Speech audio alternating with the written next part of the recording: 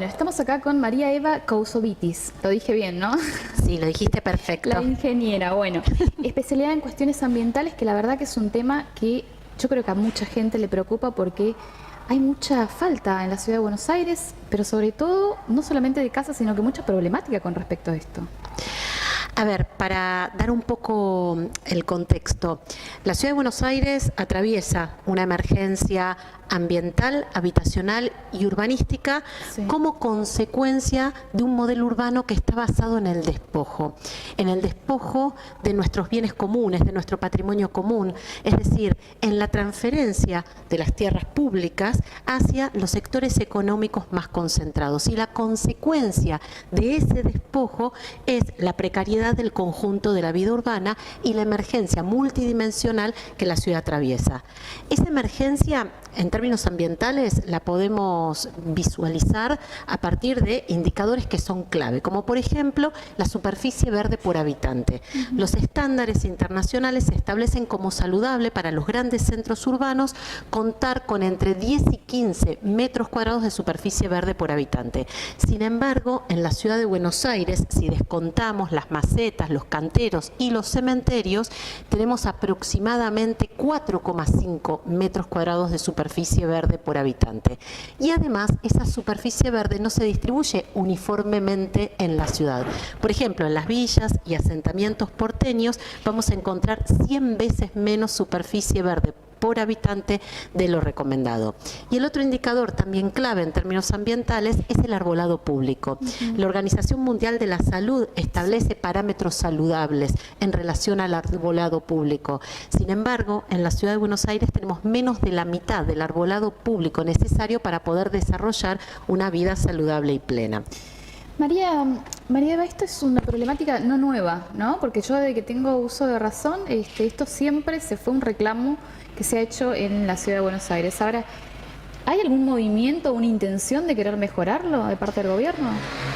Mira, la realidad es que en estos últimos 10 años, cuando analizamos la cantidad de tierra pública, de patrimonio común, que ha sido vendido o privatizado, vamos a encontrar que han sido 500 hectáreas de patrimonio común de suelo urbano que se ha vendido o privatizado. Es decir, el equivalente a 250 plazas de Mayo o a la superficie de los barrios de San Telmo y La Boca. En relación al espacio verde, es decir, al espacio público verde, hemos privatizado aproximadamente el equivalente a 150 hectáreas, es decir, 75 plazas de Mayo. Por lo tanto, en esta última década lo que vemos es la profundización de esa emergencia ambiental que se traduce en la falta de espacios verdes. No solo en la falta, sino también en la calidad de esos espacios verdes. Lamentablemente, en estos últimos años hemos avanzado, el gobierno ha avanzado hacia la ocupación y cementación de lo que es el borde costero, con todos los impactos ambientales que eso genera. Recordemos que la costanera se privatiza en la década del 90, en el año 2008 aproximadamente, cuando Macri era jefe de gobierno, empiezan a vencerse esas concesiones y en lugar de recuperar la costanera, tal como lo mandata nuestra Constitución, esas concesiones se renuevan de manera ilegal hasta que finalmente es Larreta, jefe de gobierno, quien decide vender en primer lugar el predio de Costa Salguero y continuar vendiendo definitivamente otros sectores de la costanera. Insisto, un sector clave a la hora de mitigar inundaciones, de permitir que los vientos ingresen desde la costa y refresquen la ciudad, un espacio clave para eventualmente afrontar eventuales ascensos en el nivel de las aguas, clave en el marco de la crisis climática, por supuesto. Totalmente. Ahora, ¿qué pasa con el déficit habitacional en Cava? Bueno, la realidad es que ese modelo de despojo no solamente nos lleva a la emergencia ambiental, sino también a la emergencia habitacional. Antes de la década del 90, en la ciudad de Buenos Aires, solo el 10% de las familias alquilaban. Sin embargo, hoy aproximadamente entre el 40 y el 45% de las familias son inquilinas. Yo diría que más, ¿eh? Ese porcentaje, exactamente, ese porcentaje da cuenta, ¿sí?, de que este modelo que se viene consolidando no ha podido resolver problemas problemas estructurales claves, como por ejemplo el acceso a la vivienda. Hoy en la ciudad de Buenos Aires, 1 de cada 6 habitantes se encuentra en emergencia habitacional. ¿Qué significa estar en emergencia habitacional? O habita en una villa, en un asentamiento o en un barrio popular sin acceso formal a servicios básicos como el agua potable, como la cloaca, como el tendido eléctrico, o se encuentra en condición crítica de hacinamiento, por ejemplo, compartiendo una pieza de hotel, o está en situación de calle. La realidad es que esta emergencia habitacional hoy alcanza a un elevadísimo porcentaje de nuestra ciudadanía porteña. Sin embargo, y como contracara de eso, el gobierno alienta de manera sostenida la sobreconstrucción. En estos últimos 10 años, mientras iba aumentando la cantidad de familias en emergencia habitacional, en la ciudad de Buenos Aires la construcción, sobre todo suntuosa, ¿sí?, no se frenaba. Se ha construido en los últimos 10 años el equivalente a 5 puertos Madero, es decir, cada 2 años se construye en metros cuadrados el equivalente a un puerto Madero. Sin embargo, la emergencia habitacional no se resuelve. Y por supuesto que esa sobreconstrucción, en general construcción suntuosa, destinada solo al 3% de la población que tiene mayores ingresos, muchas veces continúa ociosa o vacía. Recordemos que la construcción es una de las actividades más contaminantes en términos de emisión de gases de efecto invernadero. Por eso, cuando uno analiza la cantidad de inmuebles que están a la venta en la ciudad de Buenos Aires, 160.000 inmuebles a la venta, o analiza la cantidad de viviendas que se encuentran ociosas, es decir, que están vacías, no están en alquiler, no están a la venta, fundamentalmente esas viviendas ociosas se encuentran en barrios como Palermo, Recoleta, Puerto Madero, es decir, son viviendas en general suntuosas. No puede explicarse cómo con entre 150.000 y 200.000 viviendas ociosas y 160.000 inmuebles a la venta, seguimos alentando la sobreconstrucción y no podemos resolver la emergencia habitacional, ¿sí?, de 1 de cada 6 porteñas y porteños. ¿Qué es el convenio virus, María Eva? Bueno, así lo llamaron, ¿no? Es una denominación que le hemos dado a una lógica cada vez más repetida en la legislatura porteña de aprobar privilegios y beneficios para las grandes desarrolladoras inmobiliarias. En realidad son excepciones a lo que establece el código para justamente construir por fuera de norma. La realidad es que estos convenios son los que permiten que de pronto en barrios de casas bajas irrumpan torres y megatorres que nada tienen que ver con la identidad barrial, con la morfología barrial, que además en general irrumpen generando importantes impactos ambientales, ¿no?, desde modificar las condiciones de luz, de sombra, hasta el colapso del conjunto de los servicios públicos.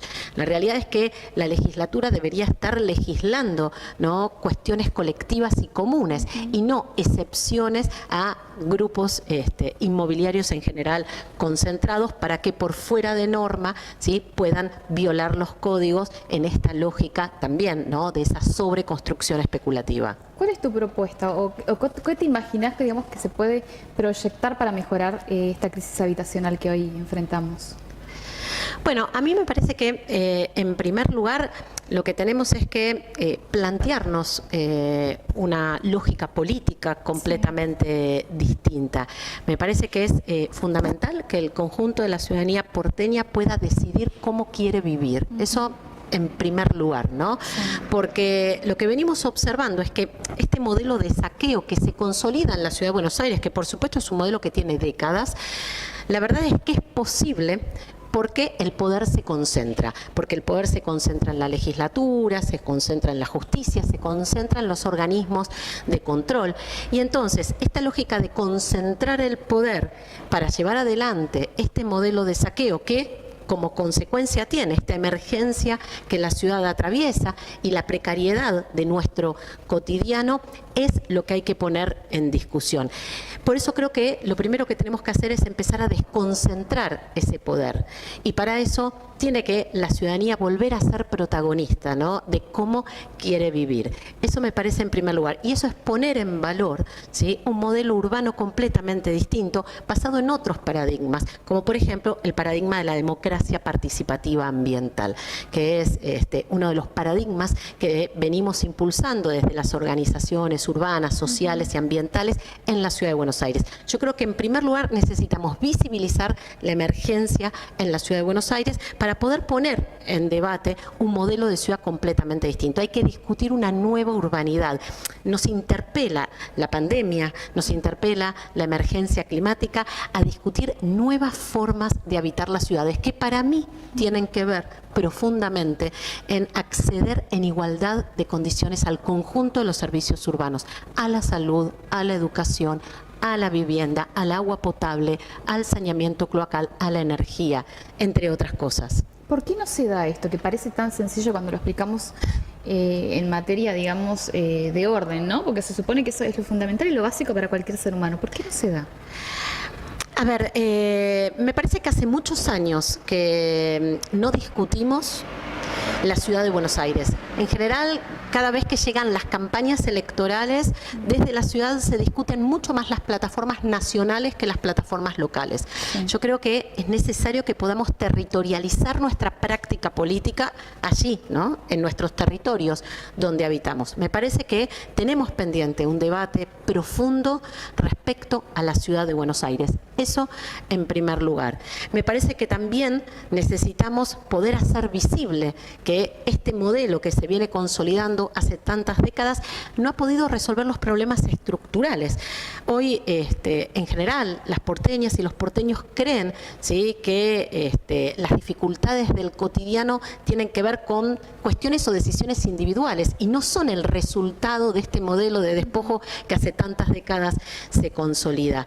Así que me parece que es fundamental poder construir una agenda para la Ciudad de Buenos Aires. Creo que tenemos que poder construir una agenda para nuestras ciudades, porque la Argentina es uno de los países del mundo con mayor porcentaje de urbanidad. Entonces, yo creo que tenemos que poner en agenda la discusión de estas nuevas urbanidades, por supuesto, en particular en la Ciudad de Buenos Aires, y poder hacer visible que este modelo urbano nos ha llevado no solo a la emergencia, sino también a la fragmentación y a la consolidación de la desigualdad. En la Ciudad de Buenos Aires, aproximadamente el 20% de su población supera los 60 años de edad, en promedio. Sin embargo, cuando uno va a Villa 20, recién 4 de cada 100 habitantes logra superar esa edad. Cuando analizamos en el sur de la ciudad la mortalidad infantil, vemos que está duplicada respecto al norte de la ciudad y vemos que la esperanza de vida en el sur de la ciudad está reducida entre 7 y 10 años. Es decir, quienes nacen en el sur de la ciudad nacen condenadas y condenados en promedio a vivir entre 7 y 10 años menos. Este modelo es un modelo que se consolida en la desigualdad y lo que tenemos es que poder poner en común un modelo que nos garantice habitar en igualdad de condiciones. Yo creo que de eso se trata. Lamentablemente no hemos logrado que nuestras dirigencias políticas hayan podido poner este tema en agenda, este tema que es fundamental. ¿Crees que hay alguno que lo llevó a tratar esto, que quiere tratar, que por lo menos se interesó en este proyecto? ¿O ya teniendo en cuenta que el año que viene es un año electoral y que todos empiezan a aprender de lo más importante o de lo básico, ¿no? ¿Nadie tocó este tema? ¿Algún candidato que vos digas, bueno, se interesó? A ver, me parece que las problemáticas... A ver, que interesarse no es ocuparse. No.